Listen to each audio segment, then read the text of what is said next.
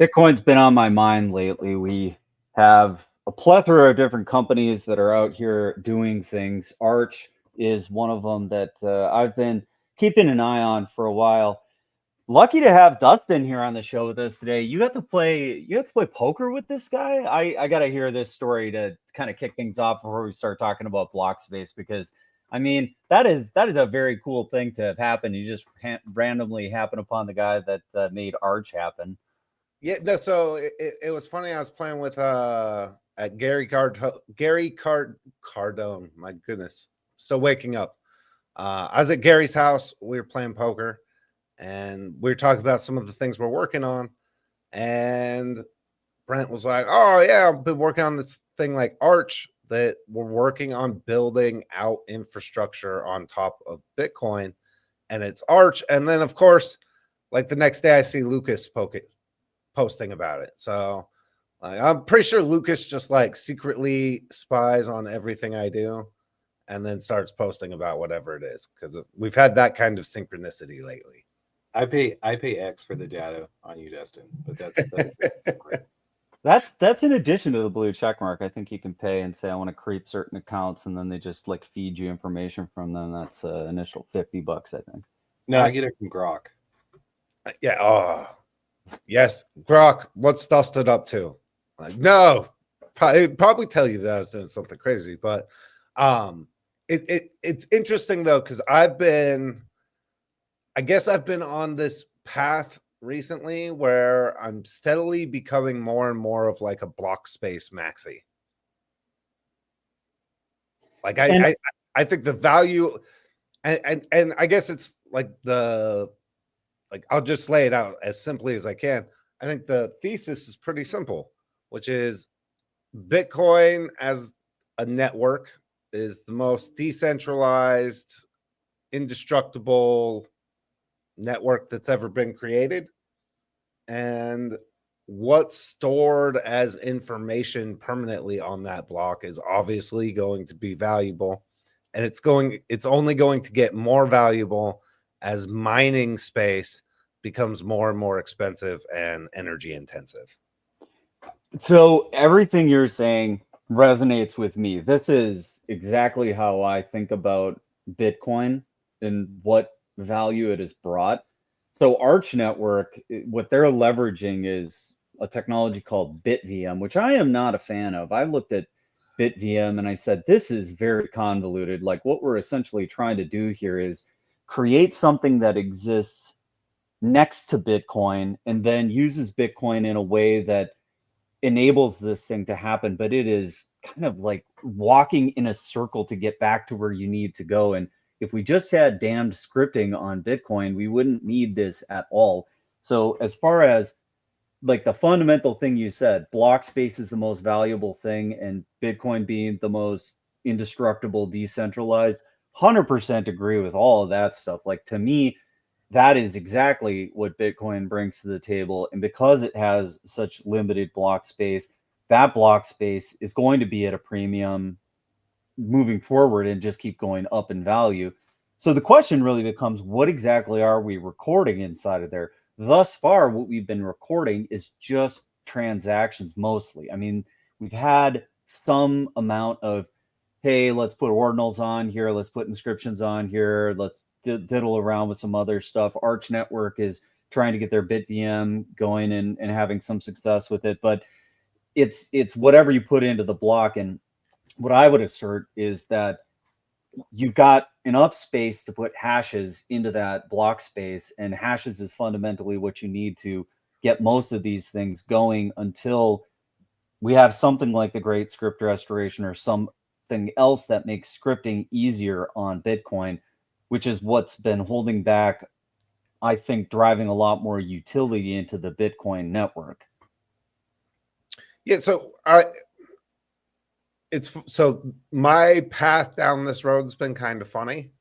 So my friend Kyle Kemper, who's an absolute madman and is one of the earliest Bitcoin evangelists that I've known, started to pitch me on this thing, the degents, which are like Pepes in tuxedos, and they overwhelmed the mempool with these just really hilarious pictures. And I didn't get it. I didn't get why you would spend so much money to mint these things onto ordinals, right? Like the expense of it. And spoke to his partner in that, who's this just crazy madman named Antoine, another like early Bitcoin adopter and very heavy into the space. And the collection at this point, I believe, minted almost 2 gigabytes worth of pictures. And it was the first time I heard somebody call themselves a Blockspace maxi. I didn't really understand it at first. And then I started having a discussion in one of the like Bitcoin spaces and was listening to, I think, Darkside talk about, like, we were having a discussion about what happens to mining after the next halving and what its impact is going to be. And I could see this being more important than people realize. I'd be curious on your take, Grant, because after the next halving and the mining, the rewards for mining are over, like, I believe we're at 99%, and the rewards for mining go significantly down.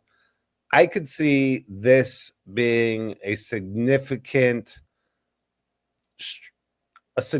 part of incentivizing the maintenance of the network. I do think Blockspace is going to become more valuable because the nature of what's happening with the hashing rate, with the energy utilization on Bitcoin, and we've seen kind of both sides of the argument. One where, hey, this is a terrible thing, how much energy Bitcoin is using, and then other people say the amount of energy that Bitcoin is using is a reflection of the security of the network. Because if you want to attack Bitcoin, you have to assemble the amount of energy usage equivalent to 51% of whatever that network is currently using. So as that continuously goes up, you actually are seeing Bitcoin become a more secure place to do things. The curious thing about what's happened with Bitcoin is that as the energy utilization has gone up, the innovation on collecting free energy on the planet has gotten substantially more innovative. We're finding more and more places where there's just free energy available or waste energy, and that's being more and more captured. Or else we're also seeing where we've got these energy projects that wouldn't have existed if you didn't have people coming in and soaking up some amount of the capacity with Bitcoin. So as the reward goes down into the next halving, that means that the block space is going up proportionally in price with whatever Bitcoin does in its price. So if we see Bitcoin go to $200,000, $300,000, the ability to buy a block is going to be out of reach for most people. And so this idea that you could take an entire block and scribe things into an entire block, that becomes insurmountable for most applications. So whatever people are doing right now to put, degen NFT pictures into the blocks, they're not wrong. That, like, you're not going to be able to do that later. So if you are able to get that data into blocks now, that's not going to be replicable. So things like CryptoPunks on ETH, were they cool because they were first? Were they cool because they inscribed it into the chain? There's a bunch of arguments that you can make about that, but I think that there is some validity to this, is that there's a novelty factor in whether you could actually do something in the future, how much it would cost to do it, and what it would actually mean. I'm nervous about the durability of those coins because really they're not transferable in a way that most people would consider ownership. So there's some issues with how it's being done, and I wish that we had better scripting so that you could get over this. But I think that the fundamental premise that you're talking about is entirely right. Blockspace is the premium thing on Bitcoin, and if you can get some pictures or some data in there, that's going to be durable. That is not movable. You can't get rid of it, and that is part of what we're seeing with the Bitcoin maxis that say this kind of stuff shouldn't even be in here, and this argument about that. It's funny because the goal of the degents is to be the by far largest by size collection, where like my Fuku Hedrons, which was the Nakamigos ordinal project, they use like dozens of bytes each.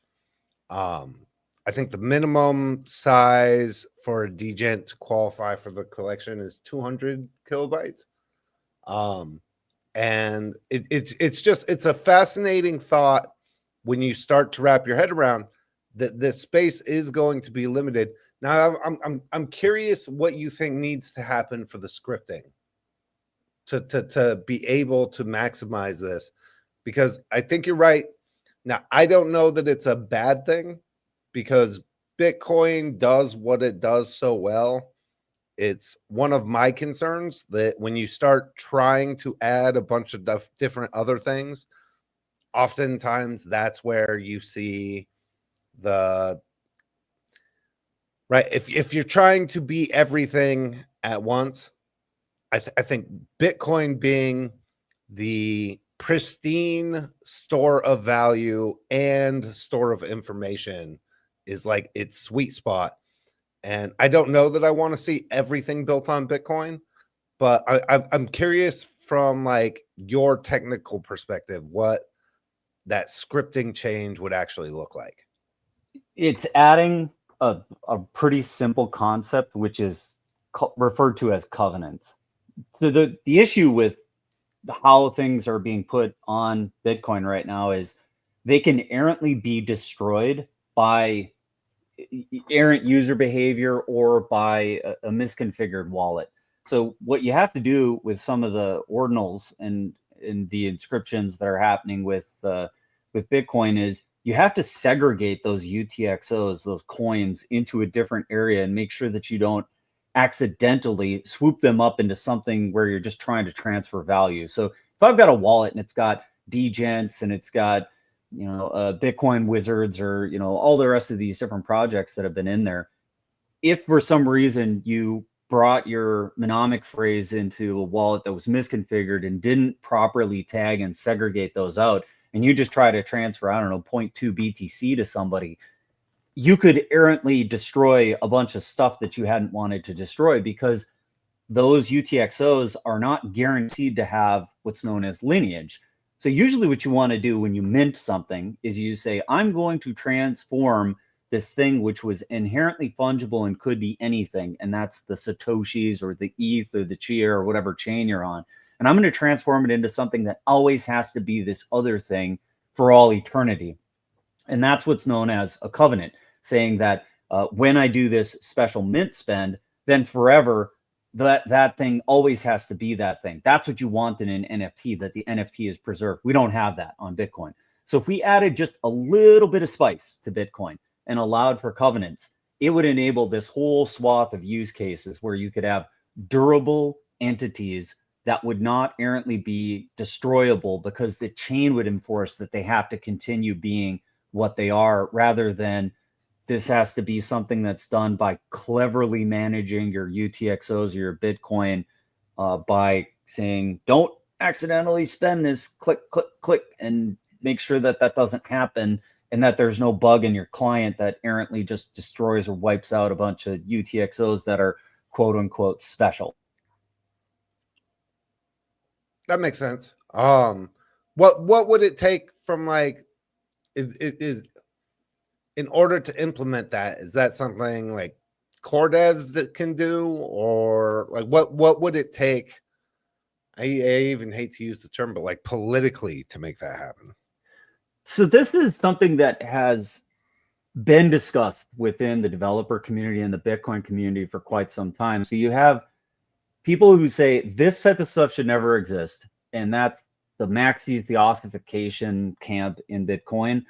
They don't want to see any change. The only change that's required is we have to add a couple of operators to Bitcoin script. Like, it's been theorized that you could do this with as few as one additional, which is opcat.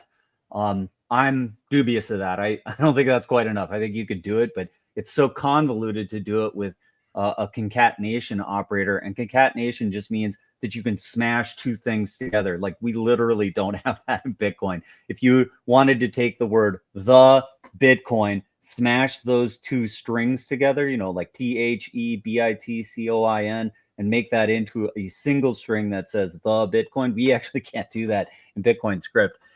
So some have theorized that if you just had that, you could actually do covenants. I think it takes a little bit more to do it, quote unquote, right. So I'm in the camp of, I like the great script restoration, which says that at one point in Bitcoin's past, we actually had a bunch of stuff that would have made this work, and it got jettisoned like very early on in the life cycle of Bitcoin, and it's sort of been lamented that that happened. So I'd say I like the great script restoration as, let's add it. I think they want to add like 4 operators, something like that, which would make covenants really clean and elegant, and you wouldn't have to do any weird stuff. And it would also enable a couple other use cases without polluting Bitcoin with a ton of trash and potential bugs. So I think that that's kind of my favorite sweet spot at the moment. And it has been discussed by the devs. We actually have prototype builds that have done this. So I think there's some test nets on Bitcoin that have enabled this, and they've proved it out. So we have quite a bit of experience in the world and in the Bitcoin development community that says stuff like this could be done, and done with a fairly small set of changes. And it would be what's known as a soft fork on Bitcoin. So it's not like we're talking about a hard fork. You just add these in and it really wouldn't change much. It would be kind of similar to how we enabled SegWit and Graftroot and Taproot. Yeah, that was my understanding. They'd be Taproot-esque and would be infinitely doable. Now, right, so I'm still trying to wrap my head around exactly what Arch does. Maybe I'll invite Brent on at some point, and I think that would also be a fascinating discussion because it's still over my head a bit. But since I've been on this like Blockspace Maxi kick and just seeing the value, I've been trying to wrap my head around all of the things that we're going to, like, what information is so valuable that we want to store it on something as permanent as the Bitcoin network. So a couple of things come to my mind right away. Inventions and birth and death certificates, or obits, seem to be unnatural fit. I mean, really what you want to do when you're storing data onto something that's immutable is something that's really valuable in the long term. So if you think about birth and death records, that's the kind of stuff that is so inherently valuable. If you think about half of what you're doing whenever you're going through the disposition of an estate after somebody dies, what you do a lot of times is just walk a death certificate around and show it to a ton of different companies, be like, pay out my life insurance, transfer these assets. They all want to see proof of death so that they can move these things around, and they need to see that. Birth records would be a similar type of thing because that enables for digital identity. Digital identity, I think, is going to be a huge one that you'll want to use an immutable blockchain for. Because when you're doing proofs of identity, you really need to root a bunch of information in a place that can't be changed. So I would say birth and death records, some amount of digital identity, and then I think inventions. Those ones are kind of just like right off the rip that make a ton of sense to put into the blockchain because they really have a lot of meaning in the long term. Title. This is one of Lucas's favorite, poster childs for like where Bitcoin has succeeded is what happened with the California DMV. So I think title transfer is another one. I mean, you talk about where can blockchain do it better than what we've done previously. This whole idea of doing title searches and making sure you have clear title and that titles were properly transferred. As soon as you have digital identity, you can start doing title really easily. So if we can crack the nut of digital identity, if we can do some amount of birth and death certificate stuff, I think title naturally flows after that. Just saying who owned something and over what period of time did they own it and who did they transfer it to. So I was purposely baiting Lucas on the title section because I know how much he loves talking about that. Yeah, go for it, Lucas. Let's hear about it. Yeah. Title. I mean, I do think titles, but I also love I love that you bring up inventions, a patent registry. That's something that spans jurisdictions. You know, part of titles that would would lean towards them not being put onto Bitcoin is because they don't need to span the world. Maybe some titles do, but I've also thought about shipping contracts, contracts between international companies, treaties between nations, things that you would want to actually memorialize. To me, those would actually be some of the highest value items. And and there's but anyway, y'all are giving me titles. I don't know that titles necessarily have to be on Bitcoin because they don't need the breadth and the security of Bitcoin. Well, here's an interesting thing though. Let me jump in for just a second on what are we really storing? There is some argument that for data that needs to be really durable, and by durable I mean you don't want to lose the bits, that you would want to actually put the information into the chain itself. There's another camp that says if you were to take a big document or a set of documents or a database and you put a hash that shows that you know what the right state is, then you can allow for that data to be replicated outside of the chain. There is some argument that all we really need to do is put hashes into the Bitcoin network or into any fundamentally immutable store, because then what I can do is I can show you the document. You can go check the hash, compute the hash, and you can say, oh, okay, this document is correct. Nothing's been tampered with, so it is proved to be legitimate. And the hash actually proves that. The only problem with that is if the world loses track of the bits, if they can't find an original copy of the data somewhere, then the hash doesn't do you any good. And so for stuff that is really important that we don't lose what the actual text said, that is a good candidate for it being inside the blockchain itself and the blockchain replicating it, because this is the best place that we've ever found to put data to ensure that we don't lose it and in its original form in a way that it can't be altered. And that is time stamped, right? And so like the invention part of the discussion is really fascinating as far as that goes. Right. And I guess the hash would work, right? That kind of answered one of the questions that immediately popped into my head about, right, like protection of what you're doing and information. The hash discussion is really interesting there. Also, something like WikiLeaks, right? Imagine breaking out or releasing documents in a place that it just cannot be altered, it cannot be taken away, it cannot be censored. That's an absolutely perfect example for that, where you're like, I don't know if I can find a place to put the data that the world would be protected from. I mean, if you think about somebody who's holding on to some data that's super sensitive and they're replicating it, I mean, you don't want to have the feds knocking on your door because you're replicating certain data. So putting that into something like the Bitcoin and saying, you know what, the world has it and it's out of my hands, and the world really should have it because here's the proof that some bad thing is happening or that something is happening that I want the world to know about. And I don't want the personal responsibility because I think the government's going to come get me. Right. It's out of my hands now, right? Like you can't get it back now. Like it's on Bitcoin. Good luck. I worry about, and I love the idea of WikiLeaks. I'm even thinking of what's the most valuable document to any American. It's the Constitution.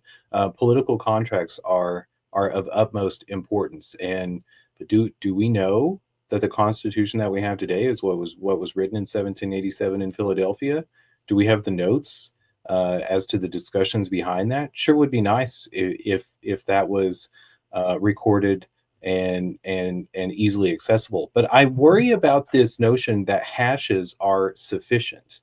And I wonder too, is it possible, I know it's technically possible, will it be politically possible for Bitcoin to change its structure, or for the miners of Bitcoin to change the structure so it can accommodate more data? Well, when you say if hashes are sufficient, I kind of alluded to this, or at least gave it some amount of discussion when I said if you lose the bits, you're kind of screwed. You've got to have some way that the data propagates and continues to exist. The hash allows you to prove integrity. It says, when I'm presenting you a document, if you can go look up the hash on some timestamp in Bitcoin, you know that the document was created or that it was recorded at a specific time, and you can prove that that data hasn't been altered in any way. So you can know for sure that that data has integrity, that I haven't messed with it, and that we have the same copy. That's really important in contracts. Somebody presents a copy of a contract and they've altered it in some way. Now you have to reconcile these two. Who has the right version of it? If both parties go into Bitcoin, multi-sig a hash and say, I am this entity, I have control of this wallet, I assert that by saying, I, Grant, have this hash or I have this public key and I'm going to assert. And then Dustin asserts the same thing. I'm Dustin, I have this public key. And then we multi-sig a hash on Bitcoin. There is no dispute. If you were to go into court and say, look, I've got a copy of the document. Dustin says I have a copy of the document. They don't match.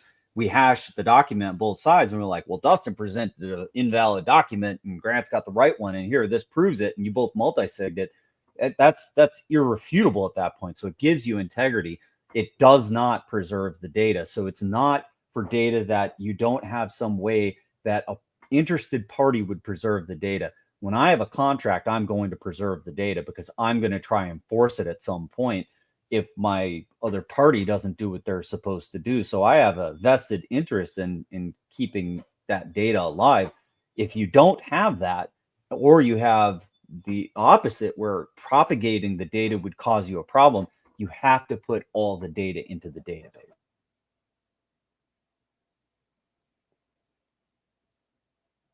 Well, can Bitcoin become a database that has the specs for all of that information to be recorded into it?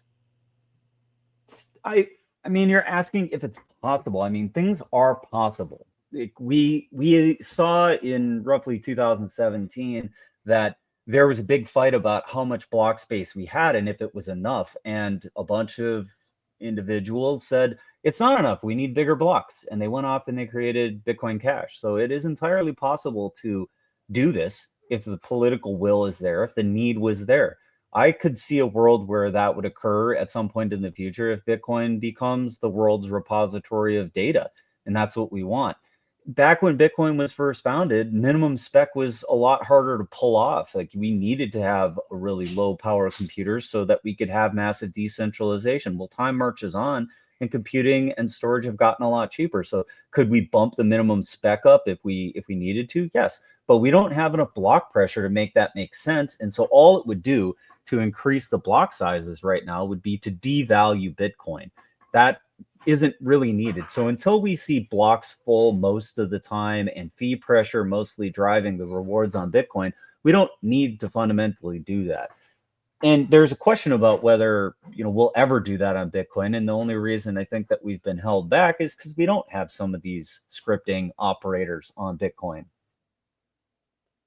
I think there needs to be incentive, and I think we'll get that. I see this as being a big part of the solution to continue to incentivize the maintenance and growth of the network, like post next halving when the rewards significantly decrease.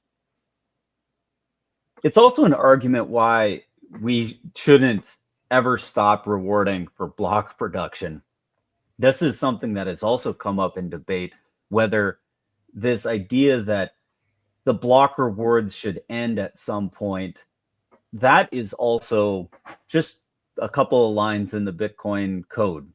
I mean, we all talk about the fixed number of Bitcoin that exists. Yes, there is some point in the future in 2050 or whatever it is, where there will be no more block rewards according to the way that the code is written. That's not saying that we could not change that at some point in the future and enable something called trailing emissions, where we continuously put some kind of reward on the production of blocks. Why? What about those? Why is there no mechanism for the Bitcoin to be accumulated from the transaction fees of moving the actual Bitcoin, and that being held to reward the block fees? It just depends on if we're using Bitcoin as like the world's currency, or if we're using it as some kind of asset that people are using to create other types of monies.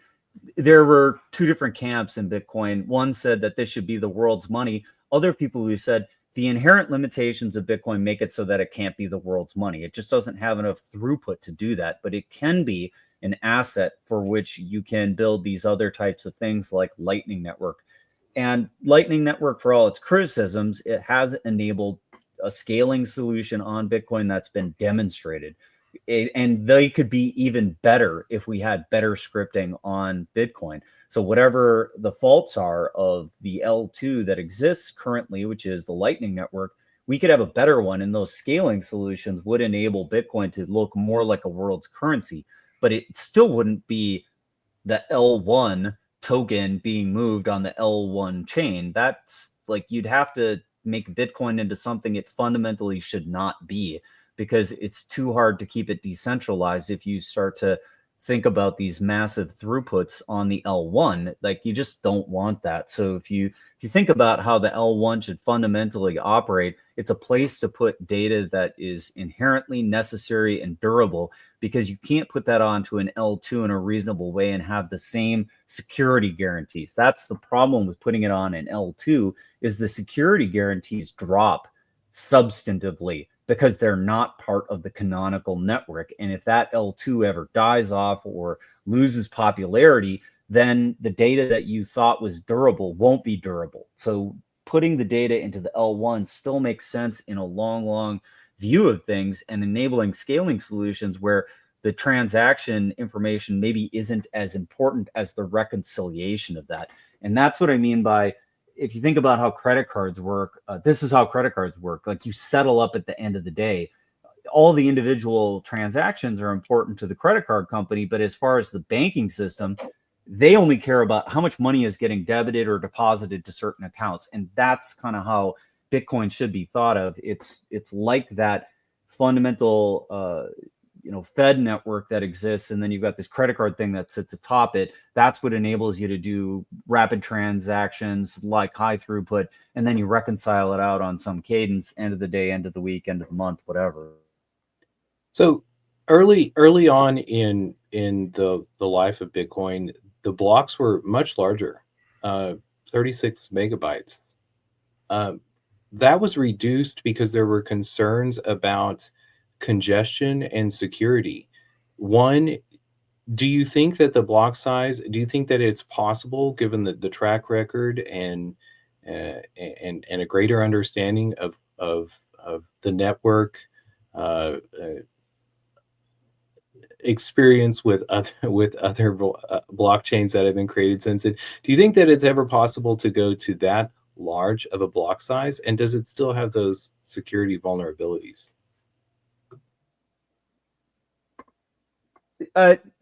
This one's an interesting question, because you have to do an analysis of what is required to have that specification. So if you were to pick a specific number, you need to be able to mathematically calculate out what it takes to run a node, and what the costs are, and what the ramifications to decentralization might be. One of the things that has gotten a lot of people excited about the Bitcoin network recently is things like these solo miners, these bit axes that can run off of solar power. When you add that many nodes that are participating in mining, and they're all over the planet, and they're running off of solar energy, it's really hard to say that Bitcoin doesn't have this fantastic decentralization narrative. But if we start to change the minimum specification, some of those devices might not be able to work the way that they've been working. They might have to work in a much more centralized way, which would be a degradation to the network as a whole. That's the kind of thing that you got to think about when you start to think about increasing the block size or changing the minimum spec or any of that kind of stuff. It's the calculus that's what Bitcoin developers are thinking about when they consider these types of questions. What would it do to the Nakamoto coefficient of the network? What does it do to the decentralization of the network? Is this good for Bitcoin if the way we measure the goodness of Bitcoin partially is its decentralization, its peer-to-peer public infrastructure? If there are a lot fewer nodes, that's usually referred to as something that would have decreased the goodness of Bitcoin. And so that's usually not something that we consider doing. 36 is a substantial increase to minimum spec. That doesn't seem realistic to me, nor does it seem warranted given the block pressure that we've got. We just aren't using all the block space all the time. So we don't have that high a fee pressure. So that's not really needed unless some very popular things start to get put onto Bitcoin. We're not going to see that for a while. And scripting is one thing that would actually drive more demand on Blockspace because now you could do more stuff on Bitcoin.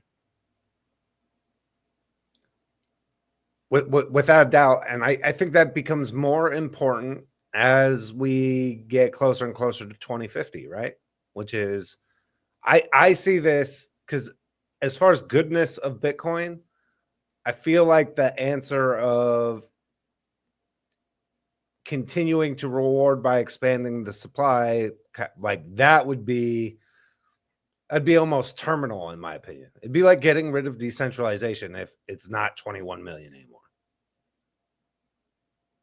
And so I think we're going to need something that creates the incentive. And I think that's going to be locking down the space and the value of that space in a decentralized network the way it is. Did you see that Sol expanded their block space yesterday? No, Yeah. how much did they increase it by? Like 20%. Wow. Wow. Well, Sol is so centralized. So, I mean, they only got to get the buy-in of a couple How dare hundred you? How shenanigans. I call shenanigans. And we didn't even have downtime this time. No, I want to leave you. I want to leave y'all with a trolling comment. The 21 million supply. That's a whole nother conversation. We should have that at some point in the future. But I'll throw one other thing that we could throw into the Bitcoin registry or a great decentralized registry: vaccination records. I'll leave y'all with that one. Yeah. Bleh. I want my vaccination passport, Lucas. Like, I don't know. I'm not sure about that one. Medical records are super difficult to contemplate. I actually spent like 3 years of my life trying to figure out the right way to even contemplate doing this. And yeah, maybe there'd be some value to it. I'm not sure. It's certainly something to contemplate because it definitely happened or it didn't happen, and it happened to an individual. So if you have digital identity, you could start contemplating doing that pretty easily. That's another road I've been down, but I do, you know what, Lucas might be on to something. We need to identify the shedders so that we can stay away from them. Good thinking, Lucas. Identify the shedders. That's another one. All right. We're at time today. I don't know if y'all have anything else to add. But enjoyed it, Dustin. Thanks for coming on. No, always a pleasure. Love having these conversations with you guys. And dude, let's keep building it out. We got to catch up more. Let's do it. Yeah. And let's definitely catch up more, Dustin. It was fantastic having you on the show. We'll see you next time on FOMO. See you guys.